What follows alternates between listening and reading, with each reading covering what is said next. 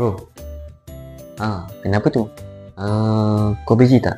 Aku sebenarnya nak pinjam kau punya motor sebab nak beli mangga tengah hari. Pakailah. Ambil kunci motor aku kat meja. Okey, mantap. Alang-alang tu aku nak pinjam kau punya slipper lah. Sebab aku punya slipper dah koyak sebenarnya. Lupa pula nak beli. Boleh? Banyak pula dipinjamnya. Nasib baiklah kawan aku. Jadi, yelah, pakai je lah. Lagi mantap. Gerak dulu.